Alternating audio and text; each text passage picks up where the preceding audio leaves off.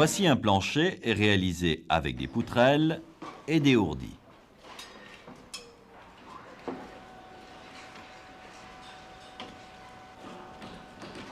Différents types de planchers existent avec poutrelles en béton armé ou poutrelles en béton précontraint.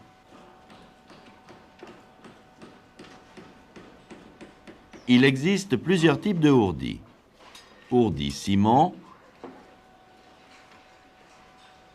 ourdis polystyrène. Le fond de forme du vide sanitaire doit être plan. Pour faciliter la circulation des ouvriers, il est souhaitable que la hauteur entre le fond de forme et le plancher soit de 1,50 m minimum. La charge est répartie sur une semelle en bois réglée de niveau.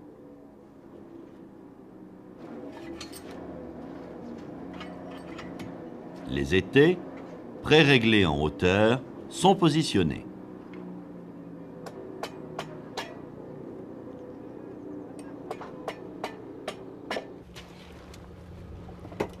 La filière est posée à plat dans le cas d'ourdis polystyrène.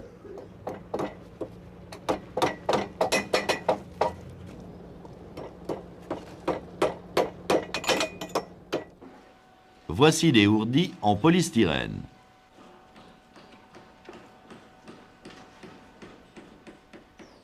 Lors du coulage, le polystyrène ne se déforme pas sur la filière posée à plat. Ici, le bastin est à champ. Lors du coulage, le polystyrène s'écrase sur le champ de la filière.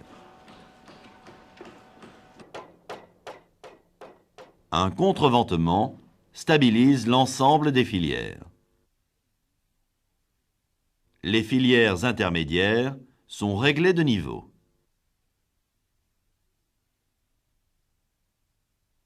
Le départ de la première poutrelle est tracé à partir du plan.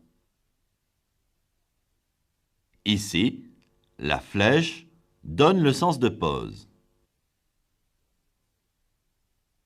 Le plan de pose du fabricant définit tous les paramètres à l'exécution du plancher.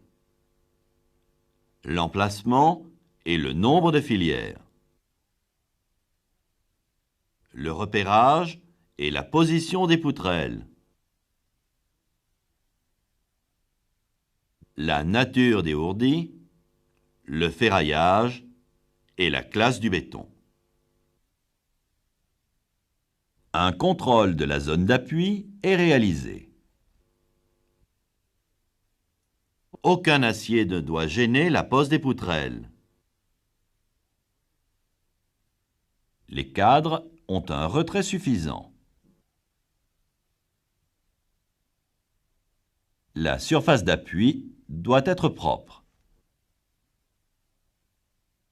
Les longueurs des poutrelles sont contrôlées. Voici des poutrelles précontraintes, stockées sur une surface plane et stabilisées. Les cales sont positionnés aux extrémités. Les cales doivent se superposer. Voici des poutrelles en béton armé.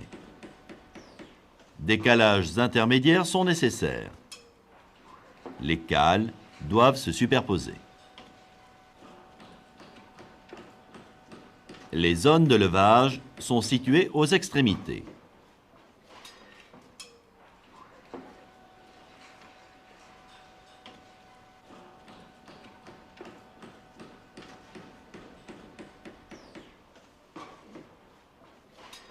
Il est interdit de lever dans la zone centrale, ici en rouge.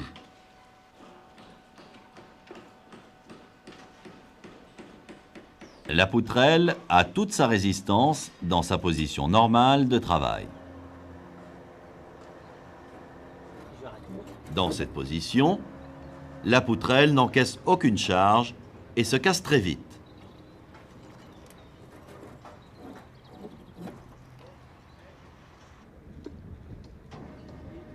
Les éventuels points faibles doivent être détectés avant la mise en œuvre. Les aciers provoquent des blessures graves. Il ne faut pas quitter des yeux la poutrelle en mouvement et se tenir toujours sur le côté.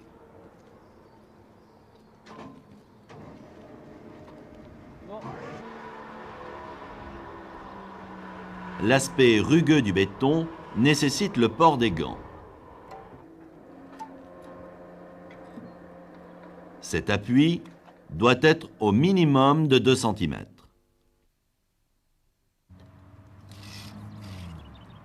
L'ouvrier trace l'intervalle entre 2 poutrelles.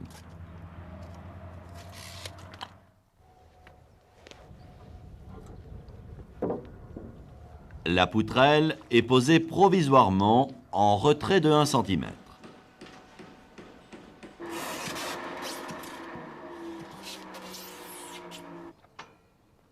Un ourdi abîmé doit être éliminé.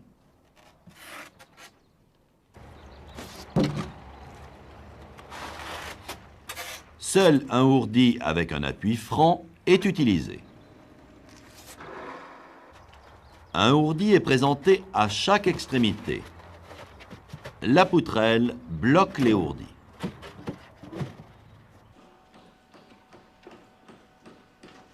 Les ourdis doivent être bien bloqués entre les poutrelles. Les ourdis sont fragiles, certains peuvent se casser sous le poids d'une personne. Il faut marcher sur la poutrelle ou mettre dès que possible un cheminement, ici des planches. Le recouvrement des chaînages doit être suffisant.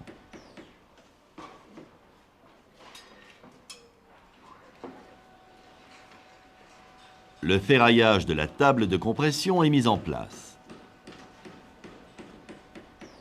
Le recouvrement est d'une maille dans le sens de la répartition.